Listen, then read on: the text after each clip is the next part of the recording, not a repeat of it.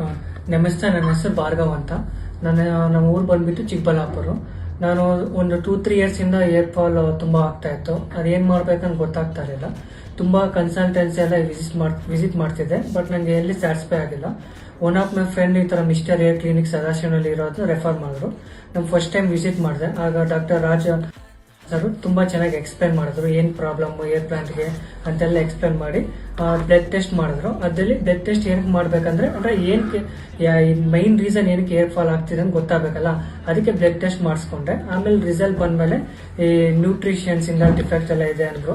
ಆಮೇಲೆ GFC ತಗೊಳ್ಳಿ ಒಂದು 2 months ಅಂತ ಹೇಳಿದ್ರು. ನಾನು 2 months ಮೇ 23rd ಹಂಗೆ GFC ಫಸ್ಟ್ ಟ್ರೀಟ್ಮೆಂಟ್ ತಗೊಂಡೆ. ಆಮೇಲೆ ಒಂದ್ ತಿಂಗಳಾದ್ಮೇಲೆ ಮತ್ತೆ ಇನ್ನೊಂದು ಸೆಕೆಂಡ್ GFC ತಗೊಂಡೆ. ರಿಸಲ್ಟ್ ಎಲ್ಲ ತುಂಬಾ ಚೆನ್ನಾಗಿ ಬರ್ತಾ ಇತ್ತು.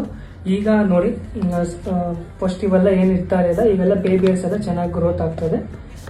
ಈಗ ನಾನು ಏರ್ ಪ್ಲಾಂಟೇಶನ್ ಮಾಡಿಸ್ಬೇಕಂತ ಡಿಸೈಡ್ ಆಗಿದೆ. ಅವರು ಏರ್ ಪ್ಲಾಂಟೇಶನ್ ಮಾಡೋಕ್ಕಿಂತ ಮುಂಚೆ ತುಂಬಾ ಗೈಡ್ ಮಾಡಿದ್ರು, ಟೆಸ್ಟ್ ಎಲ್ಲ ಮಾಡಿದ್ರು, ರಿಪೋರ್ಟ್ ಎಲ್ಲ ನಾರ್ಮಲ್ ಬಂದಿತ್ತು, ಮತ್ತೆ ಗೈಡ್ ಲೈನ್ಸ್ ಎಲ್ಲ ಕೊಟ್ಟರು. ಈಗ ಏರ್ ಪ್ಲಾಂಟೇಶನ್ ಮಾಡಿಸೋದಕ್ಕೆ ಇವಾಗ ರೆಡಿ ಆಗಿದೆ. ನೋಡಿ, ಇದೆಲ್ಲ ಗ್ರಾಫ್ಸ್ ಇದೆಲ್ಲ ಮಾಡಿದ್ದಾರೆ. ನೆಕ್ಸ್ಟ್ ಪ್ರತಿ ತಿಂಗಳು ಏರ್ ಪ್ಲಾಂಟೇಶನ್ ಆದ್ಮೇಲೆ ನಾನು ಎವ್ರಿ ಮಂತ್ ಪೋಸ್ಟ್ ಮಾಡ್ತಾ ಇರ್ತೀನಿ. 6 months ಆದ್ಮೇಲೆ ನೋಡ್ಬೇಕು ರಿಸಲ್ಟ್ ಯಾವ ತರ ಆಗುತ್ತಂತ. ಓಕೆ.